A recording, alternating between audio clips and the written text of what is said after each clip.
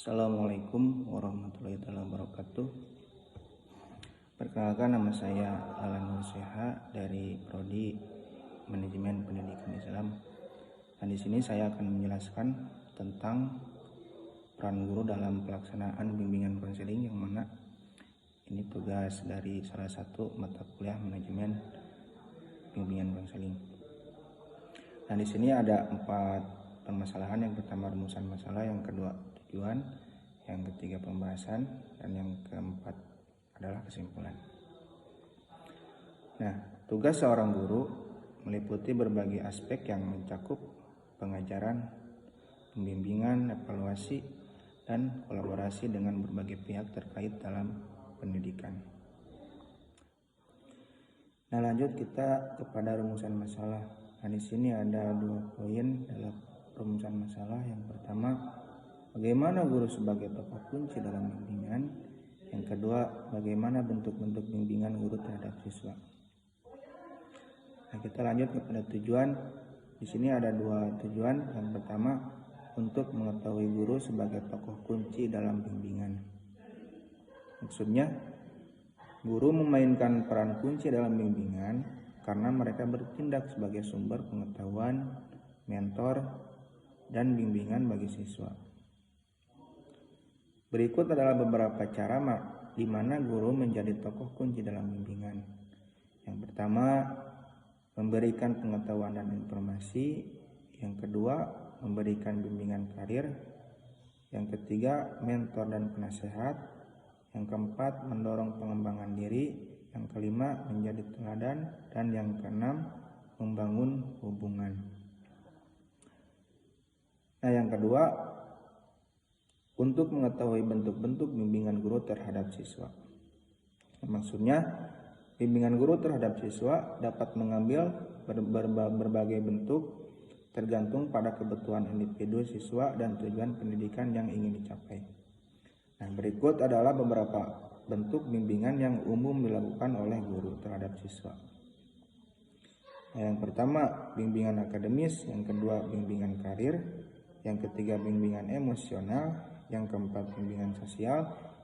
Yang kelima, bimbingan pengembangan diri. Dan yang keenam, bimbingan nilai dan etika. Nah, kita lanjut kepada poin pembahasan. Di sini ada 5 poin. Yang pertama, guru sebagai informator. Yang kedua, guru sebagai fasilitator. Yang ketiga, guru sebagai mediator. Yang keempat, guru sebagai motivator. Dan yang kelima, guru sebagai kolaborator. Maksud dari guru sebagai informator yaitu mengacu pada peran guru dalam menyediakan informasi kepada siswa tentang berbagai topik, konsep, dan pengetahuan yang relevan dengan kurikulum dan kehidupan sehari-hari. Sebagai informator, guru bertanggung jawab untuk menyampaikan materi pelajaran dengan jelas dan memastikan bahwa siswa memahami informasi yang disampaikan.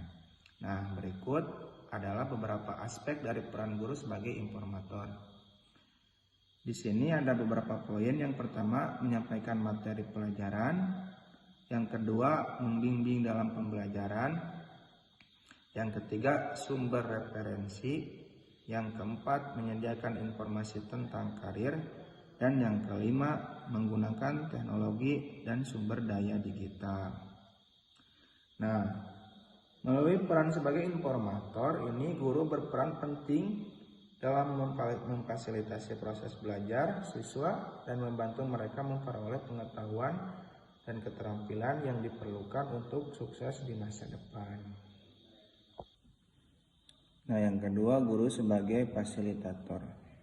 Maksudnya, guru sebagai fasilitator mengacu pada peran guru dalam memfasilitasi pembelajaran siswa dengan memberikan lingkungan belajar yang mendukung, mendorong kemandirian, dan memfasilitasi kolaborasi antara siswa.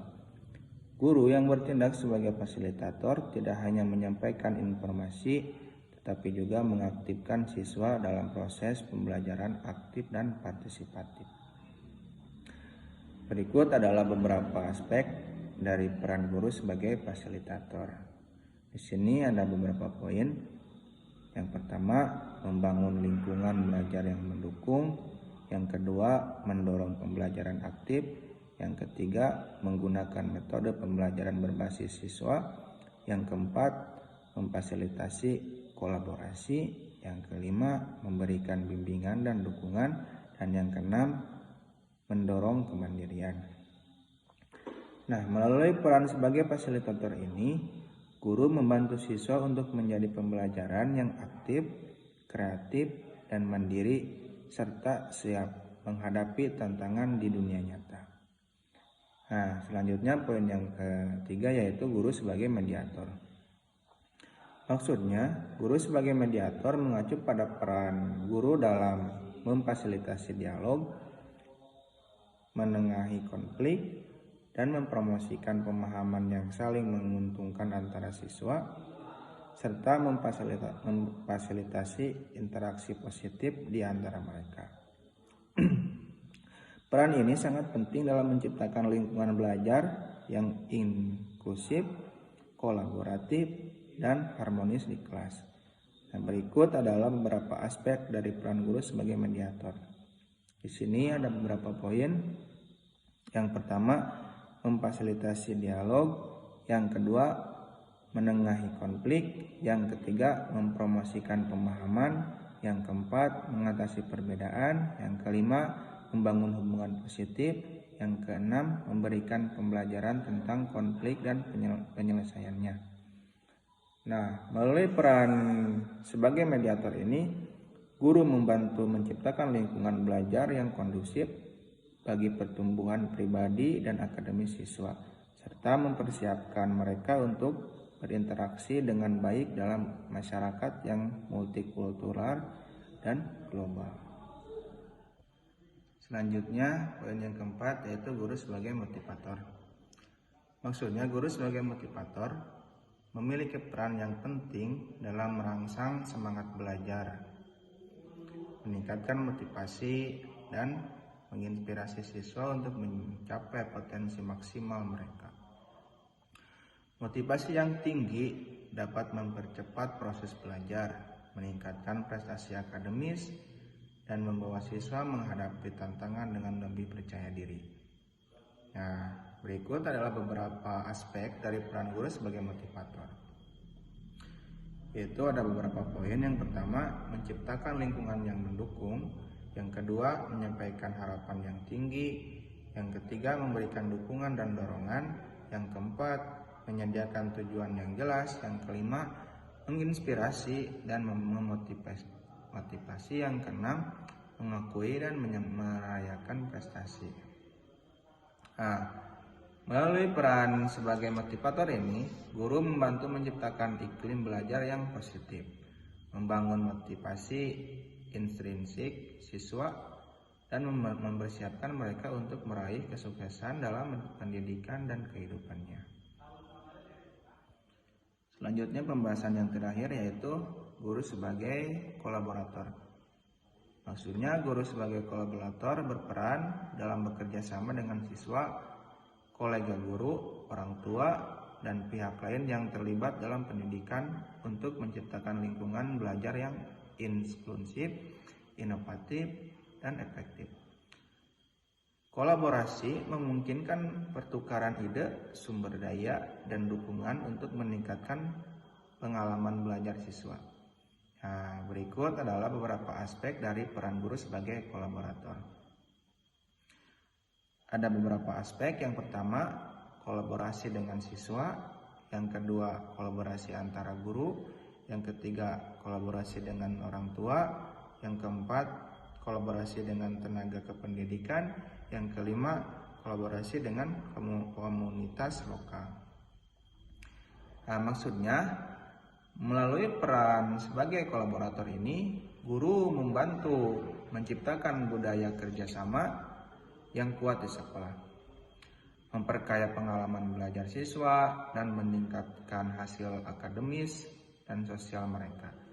Kolaborasi memainkan peran penting dalam menciptakan lingkungan belajar yang inklusif dan berpusat pada siswa, yang mempersiapkan mereka untuk sukses di dunia yang semakin kompleks dan beragam. Nah, jadi kesimpulannya dari pembahasan di atas sampai akhir yaitu guru adalah pendidik yang menjadi tokoh panutan dan identifikasi bagi para peserta didik dan lingkungannya. Nah, peran guru dalam proses pendidikan yaitu sangatlah signifikan karena mereka adalah kunci utama dalam pembentukan dan pengembangan potensi siswa. Nah, baik, terima kasih. Mudah-mudahan bermanfaat. Mohon maaf bila ada kesalahan. Akhirul kalam. Wassalamualaikum warahmatullahi wabarakatuh.